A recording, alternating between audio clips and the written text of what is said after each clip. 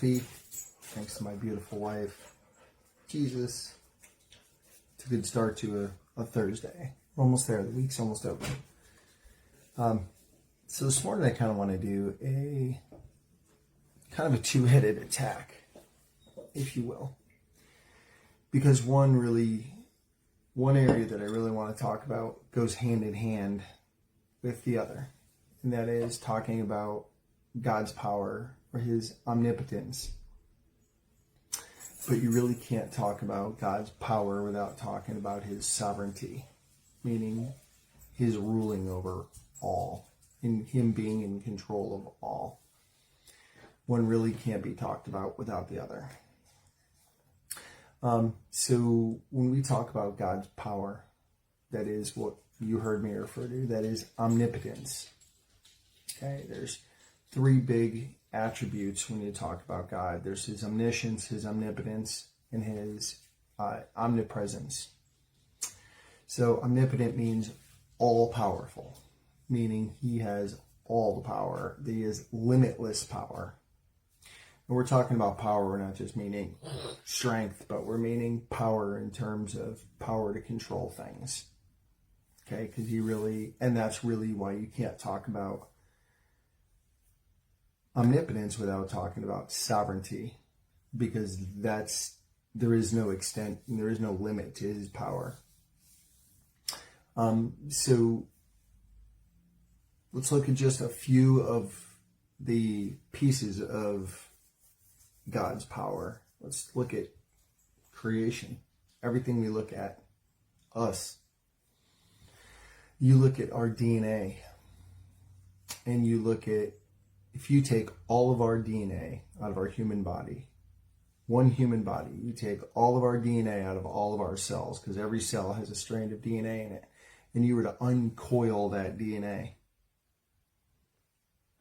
You take all that DNA and you stack it end to end out of one human body, and you can wrap around the sun. You can wrap from Earth to the moon and back, like stupid amount of times.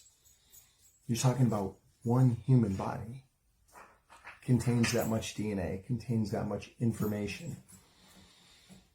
It's not an accident. That's made by an all-powerful creator.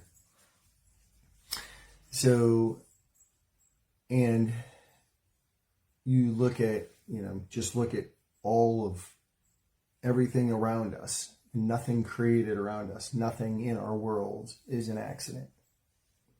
That was all because he gave man knowledge, which is called Rama, is knowledge. Logos is knowledge. Rama is experience.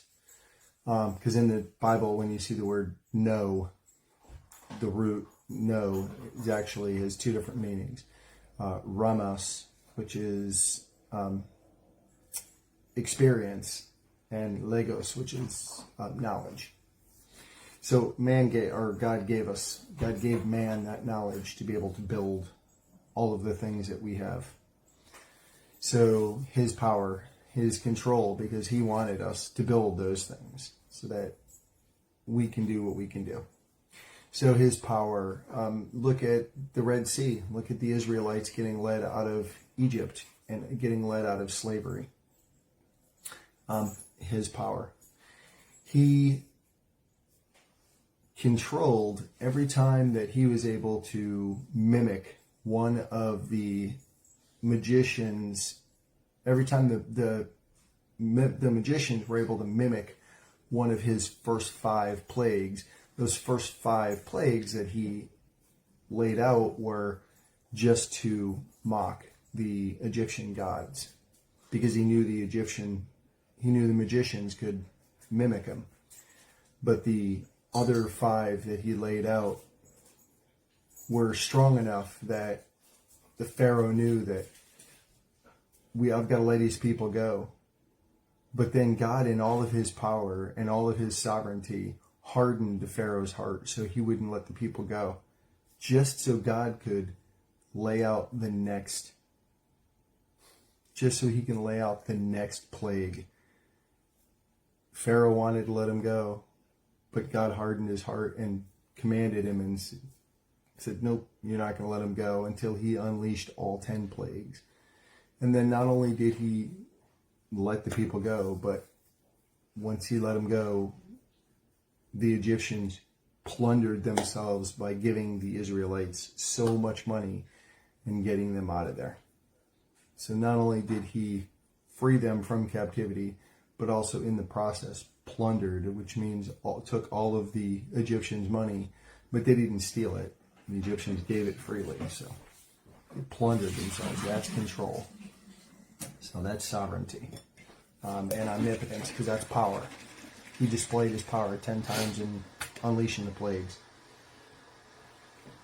So really can't talk about one without the other. So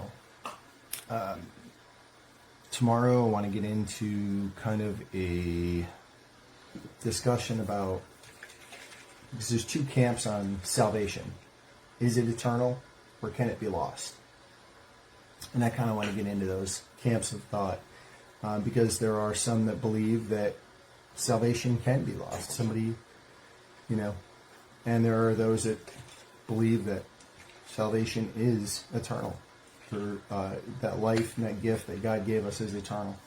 So we'll get into that tomorrow. We'll talk about it a little bit more. You guys have a fantastic Thursday. I love you guys.